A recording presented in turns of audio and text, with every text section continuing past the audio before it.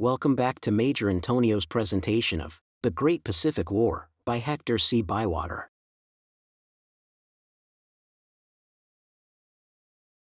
Chapter 17, June to August, 1932. The seizure of Truk aroused much more excitement in Japan than in the United States, where the public did not immediately grasp the full significance of this move. But the Japanese were quick to see what it portended.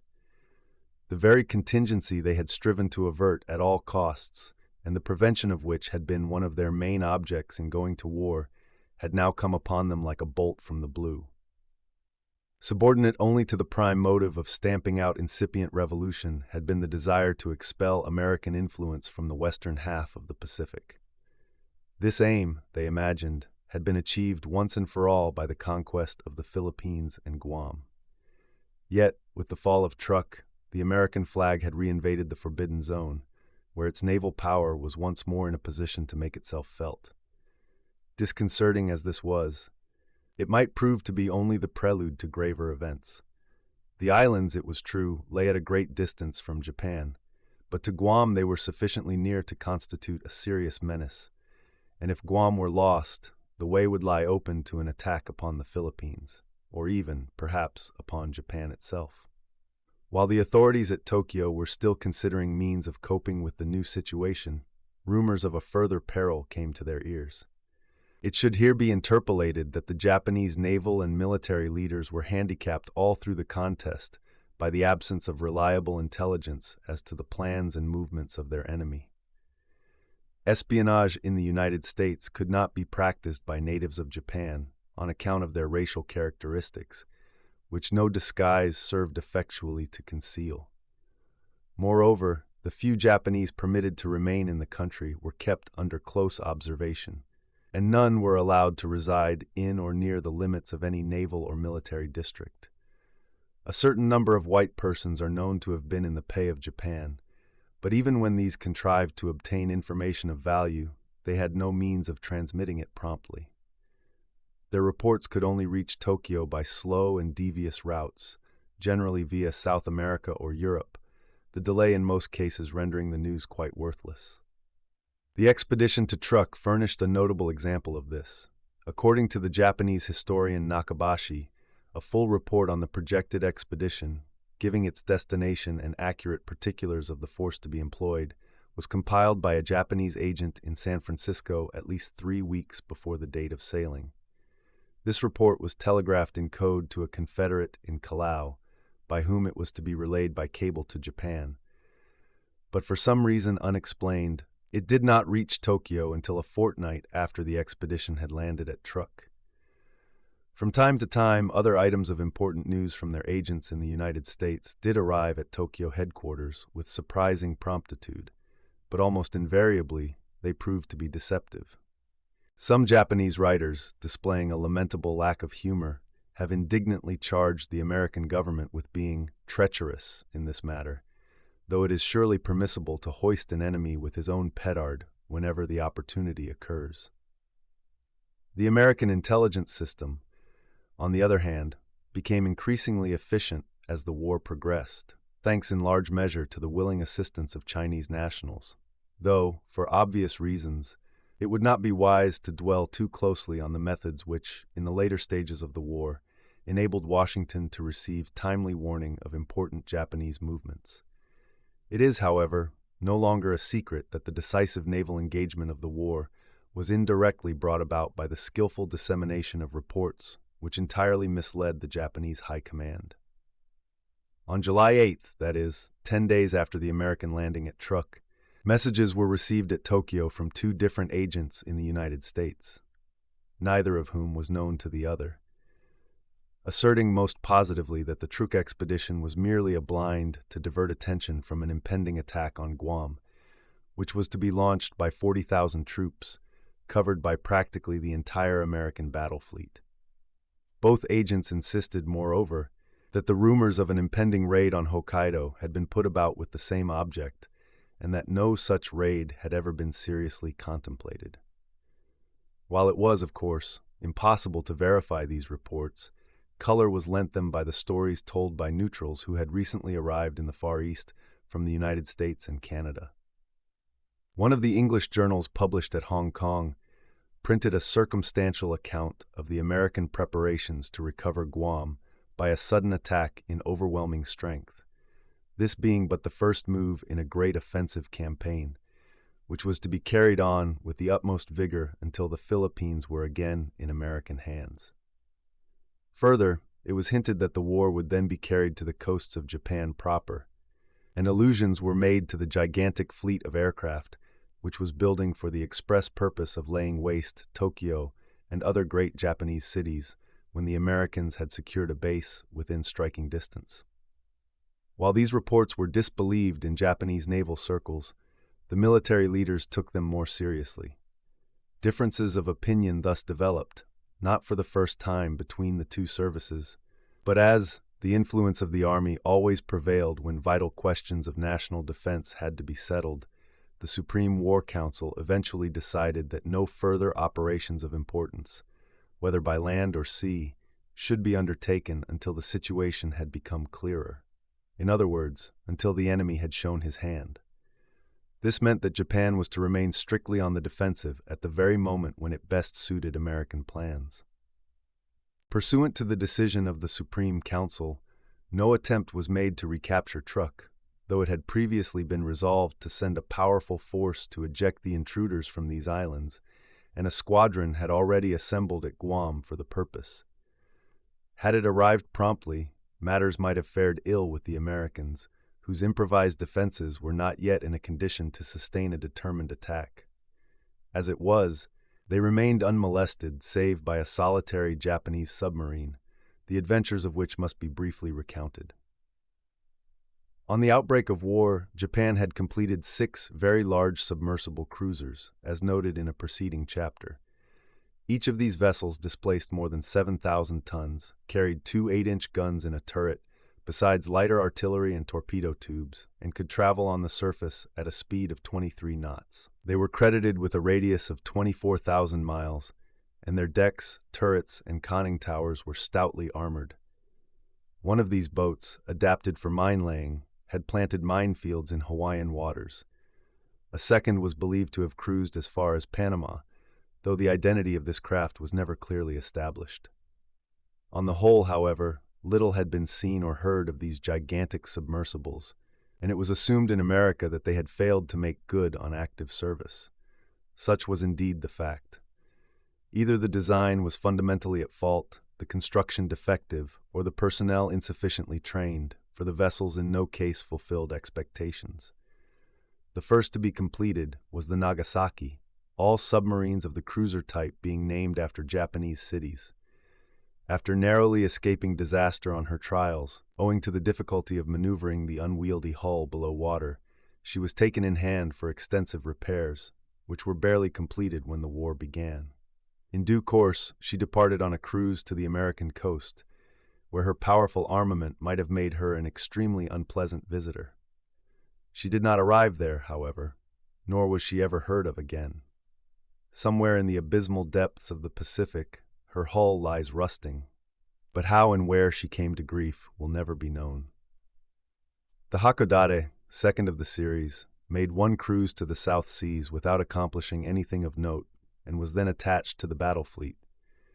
Suffering constantly from machinery troubles, which materially reduced her nominal speed of 17 knots, she became more of a hindrance than a help, finally ending her brief career one day when the fleet was at sea by coming to the surface a few yards ahead of the battleship Yamashiro, whose stem crushed her like an eggshell.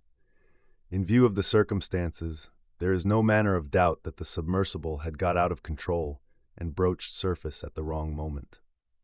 Others of the same class, such as the Kobe and Osaka, were so frequently laid up with defective engines that they cannot be said to have played any part in the war. Japanese opinion of the type is evidenced by the fact that the last 2 vessels were never completed, both being broken up for their metal after being launched to clear the slipways. It was the Nagoya of this class that appeared at Truk a fortnight after the American occupation, but whether she came by special order or was merely on a roving commission remains a matter of surmise. Her movements indicated, however, that she knew the islands to be in enemy possession. On the morning of July 12th, there were lying in Eton Harbor the cruisers Columbus, Captain Bateman, and Hartford, 8 destroyers, the airplane carrier Alaska, and a number of transports and auxiliaries. 6 miles offshore, the destroyers Melvin, Clemson, Reed, and Thornton were patrolling, the first pair to eastward, the other 2 rather more to the north. 2 seaplanes were also up, and the dirigible Jackson was on the point of ascending from the mooring mast by which she was attached to one of the auxiliary ships. Nevertheless, the enemy was able, in spite of this vigilant watch, to spring a surprise. A lookout man in the Clemson was the first to sight the huge submarine as she came to the surface midway between the destroyer and the shore, the sun flashing on the glistening turrets and conning tower as they rose out of the sea. Signaling to her consorts, the Clemson wheeled round and dashed at full speed for the enemy, firing from every gun that would bear, while the other destroyers also converged swiftly on the scene. Though several shells burst against her long gray hull, the submarine did not attempt to dive. Instead, she moved at a good pace in the direction of, but parallel with, the islands.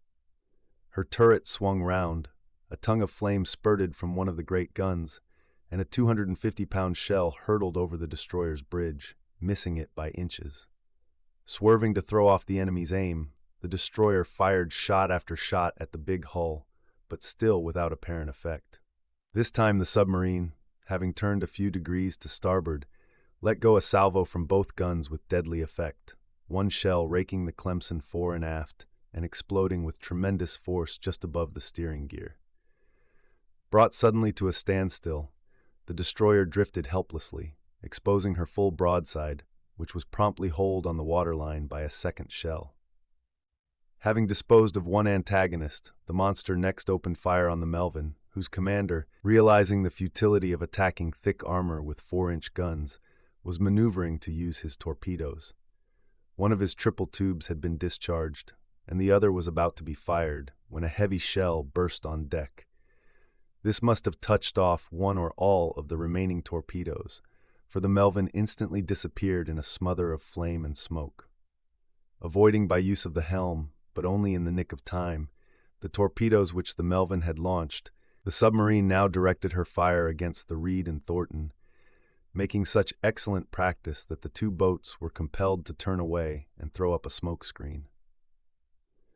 Under cover of this, they dashed in again and let go their torpedoes, only to find that the enemy had forestalled them by putting on speed and reaching a position far ahead of that in which they had supposed him to be. As the screen lifted, he sent a shell into the Reed, while at the same moment his anti-aircraft guns spat at one of the American seaplanes which had approached the area of combat. Unfortunately, this machine carried no bombs and could therefore do nothing except pepper the Nagoya's deck with Lewis gun bullets, which laid low a few of the Japanese sailors. But the return fire was too hot for comfort, and the seaplane had to beat a retreat. Up to now, the submarine had had things very much her own way. She had sunk 1 destroyer, totally disabled a second, and damaged a third, at the cost of half a dozen men killed or wounded and a few dents in her armor. But by now the alarm was given, and the cruiser Columbus, advised by radiophone of the situation, was steaming out of the harbor to take a hand in the game. As she rounded Salat Island and made for the open sea, the submarine was reported from her masthead lookout to be 7 miles distant, bearing south-southwest. As this was well within the range of the cruiser's 8-inch battery, fire was opened at once, and with such precision that the target was straddled at the second salvo, though no direct hit was observed. Apparently the Nagoya had no stomach for the duel, for she proceeded to dive, but it was several minutes before the top of her conning tower vanished, and the last shot from the Columbus pitched only a few yards away. Captain Bateman now steamed out to sea at high speed, zigzagging to avoid torpedoes, but remaining near enough to cover the 4 destroyers that had followed him out of the harbor and were now trying to pick up the enemy with their hydrophones. The Nagoya was quickly located by the throb of her electro-motors, for the enormous depth of water in this locality rendered it impossible for her to lie on the bottom, where, with engines stopped, she might have escaped detection. She was thus compelled to keep her motors running, and so to reveal her position to the hunters. 4 depth charges of the 750 pounds model were heaved over, set to explode at 150 feet, and before the tortured sea had subsided after the mountainous upheaval, the enemy's bows were seen emerging, a short distance away from the destroyer Pillsbury.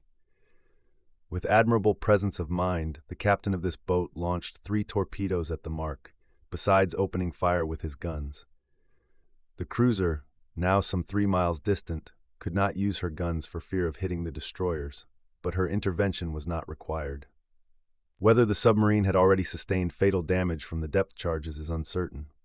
If so, the Pillsbury's torpedoes only gave her the quietus, for 2 of them hit her squarely, opening gaping holes in her side. With a convulsive shudder, the giant submarine rose higher out of the water, until half her length was exposed, while the destroyers pumped a stream of shell into the unarmored bottom. There she hung poised for a full minute, then gave a sudden lurch and vanished from sight, leaving a veritable sea of oil to mark her grave. To make assurance doubly sure, the hydrophones were put in action again, but no sound came up from the cavernous depths into which the Nagoya had plunged. Long before she reached the bottom, her sides must have been crushed flat by the irresistible pressure of the water. The defenders of Truk had, of course, no means of knowing whether or not they were in further danger of attack. To them it seemed likely enough that the big submarine was the precursor of strong enemy forces on their way to make a desperate bid for the recovery of the islands. Everything possible was done to improve the defenses. Guns were emplaced in positions from which they commanded the sea approaches. Mines were laid across the 3 main entrances to the lagoon, namely the northeast, the Ulagar, and the Nurui passages. Hydrophone stations were erected at 3 different points on the island to give timely warning of submarines, and a patrol was maintained from dawn to dark by seaplanes and a small dirigible. As the base was developed and its fortifications strengthened, the peril of serious attack, and even of raids, steadily diminished. But the first few weeks were a period of intense anxiety for the garrison. Nothing happened, however, for the reasons indicated above. The Japanese High Command had no intention of embarking upon any considerable enterprise at a distance from home waters until they knew more about the enemy's plans, and it was long ere enlightenment was vouchsafed to them. Meanwhile, the Americans were taking further steps to safeguard their line of communication with the advanced position at Truk. Ponape, in the Carolines, and Jaluit, in the Marshall Group, both of which lay within submarine range of the Samoa Truk route, were suspected of serving as Japanese naval bases, and it was accordingly decided to reduce them. Simultaneous descents upon both places were planned, the Ponape force sailing from Truk, while that destined for Jaluit proceeded thither direct from Tutuila. In each case, the operation was completely successful. At Ponape, where no resistance was encountered, the troops got ashore and took possession with the utmost ease. No Japanese combatants were found in the islands, but a couple of dismantled seaplanes and a magazine of naval stores showed the post to have been used as a minor base. The Jaluit expedition was not quite so fortunate. A few Japanese Marines who were stationed there to man the battery of 4 6-inch guns showed fight, but a bombardment by the warships and a gas attack by aircraft soon overcame this opposition, and after a brief delay, the invaders made good their footing with only a score of casualties. Apart from the elimination of the submarine danger to the Samoa Truk route, the capture of these islands was of some strategic importance. Jaluit, in particular, was conveniently situated as a port of call between Hawaii and Truk, and from this time forward it was feasible to dispatch men and supplies to the advanced base direct from Hawaii via Jaluit instead of by the longer route over Samoa. Now that the broad scheme of strategy mapped out by Rear Admiral Harper had begun to develop, the moment was fast approaching for another bold but well-considered move. Needless to say, nothing so foolhardy as a direct attack upon Guam was meditated. But the Japanese, bearing in mind the earlier attempt against the Bonins, which, as they well knew, was thwarted more by ill chance than their own efforts, might conceivably be persuaded that Guam had now become the true American objective. It was to foster this belief that Japanese emissaries in the United States had been allowed to glean full information of the coming attack. Nor did they suspect how the transmission of their reports to Tokyo had been kindly facilitated by the authorities. There were, moreover, officials in Washington who could have explained the apparent leakage of intelligence, which enabled travelers on returning to the Far East to spread the most circumstantial rumors of an impending expedition to Guam. That the Japanese War Council, or at least the military members, finally accepted these inspired rumors as authentic is made clear by their subsequent policy. A few days after the seizure of Truk, a division of 4 American battleships quietly departed from Dutch Harbor, where it had been stationed for several months. Had the presence of this force in a remote haven of Unalaska been suspected by armchair critics in the United States, they would assuredly have condemned in unmeasured terms what seemed to be a futile and dangerous dispersion of strength. But things are not always what they seem, least of all in modern warfare. And though to all appearance it was the Arkansas, Wyoming, Florida, and Utah which sailed out of Dutch Harbor one misty morning in early July, they were in fact only counterfeit presentments of the battleships whose names they had usurped, being large freighters skillfully camouflaged as fighting ships. Their guns and turrets looked most formidable, though fashioned out of lumber. One big shell would have blown any of these dreadnoughts into matchwood, but their mission was to deceive, not to fight. The use of dummy ships was no new stratagem. It had been employed by the British Navy during the World War, and, if certain historians are to be trusted, by the Japanese themselves in their contest with Russia. But on this occasion the ancient ruse was destined to have consequences of the last importance. In addition to the 4 ships named, 6 others had been prepared at Puget Sound Navy Yard, so that a fleet of 10 of these make-believe battleships was now available. They included replicas of the Maryland, Colorado, California, and Tennessee, the most powerful units of the real battle fleet. Rendezvousing at Portland on July 15th, this bogus armada proceeded by easy stages to Truk, where it arrived on August 7th. 3 days later, accompanied by the airplane carrier Alaska and 2 flotillas of destroyers, it made a sweep to the northwest, approaching to within 150 miles of Guam, where an enemy submarine was sighted. Here the fleet turned back, and a few hours later found itself assailed by several large Japanese planes which had come speeding out from Guam, eager to bomb the first American battleships seen in these latitudes since the outbreak of war. Some trying moments were endured by those on board when the hostile planes began dropping bombs, for a single hit might have betrayed the disguise, and in that case the whole strategic conception, of which this cruise was but a preliminary, would have fallen to the ground. Not even in the excitement of action could the Japanese airmen have failed to draw conclusions from the spectacle of massive guns and turrets flying aloft under the impact of their bombs. Fortunately, however, the anti-aircraft guns of the destroyers kept the intruders at an altitude too great for accurate practice, and before they could summon up resolution to attack at closer quarters, they found themselves hunted in turn by the chaser planes from the Alaska, which soon drove them off. This momentary excitement over, the fleet pursued its leisurely voyage back to Truk. The fates had indeed been kind on this occasion, for everything had gone according to plan. Confronted with detailed reports both from their submarines and aircraft, Japanese headquarters could no longer doubt that the United States battle fleet, or a major portion of it, had carried out a reconnaissance in force in the direction of Guam. And what should this signify but that the long-foretold attack was imminent?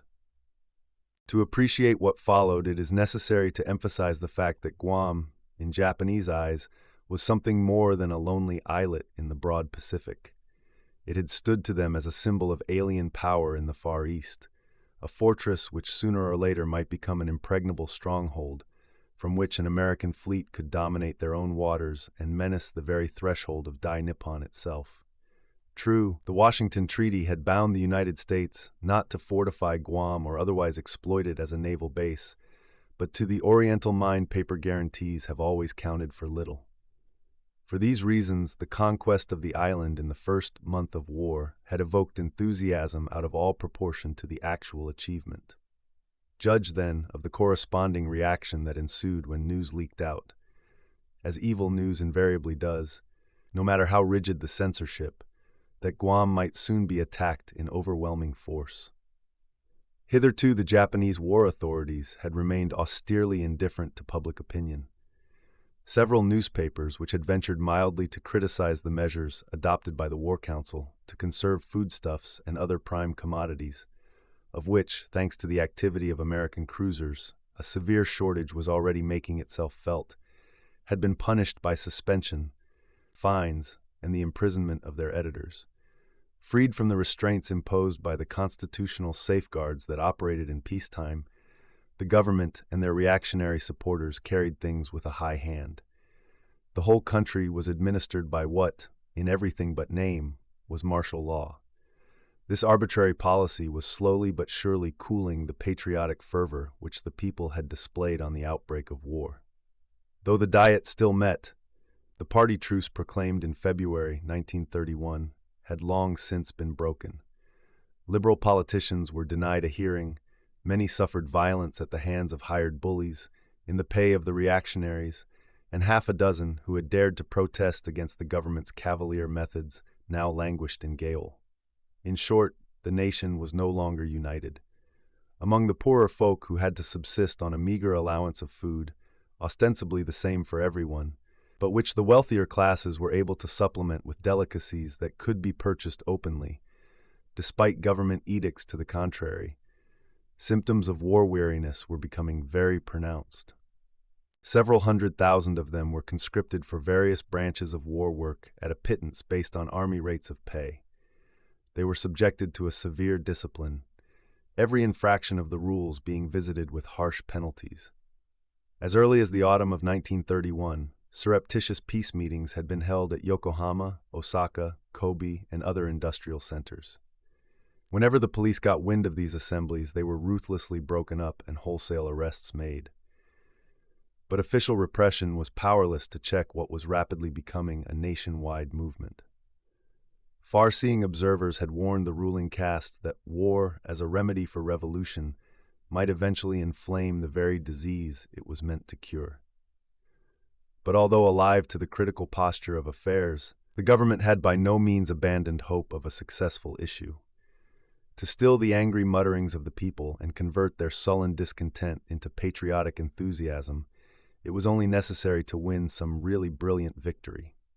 This indeed was urgently to be desired from every point of view, for fresh complications were now embarrassing the Japanese government.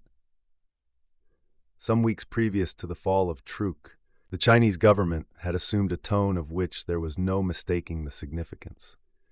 Peking had reaffirmed its determination to enforce the embargo on the export of war munitions from Chinese territory, and Japan's attention was drawn to the fact that the coal, iron, and other minerals she was raising from Chinese mines under her control and sending to Japan came within this category.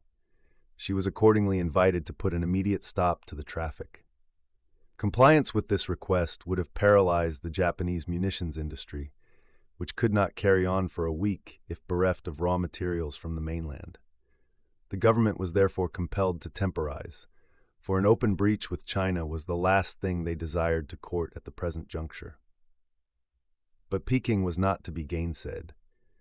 In a stern note, which was practically an ultimatum, Japan was again requested to suspend at once the export of products from her Chinese mines, failing which the central government proposed to take all necessary measures to uphold the sovereign rights of China.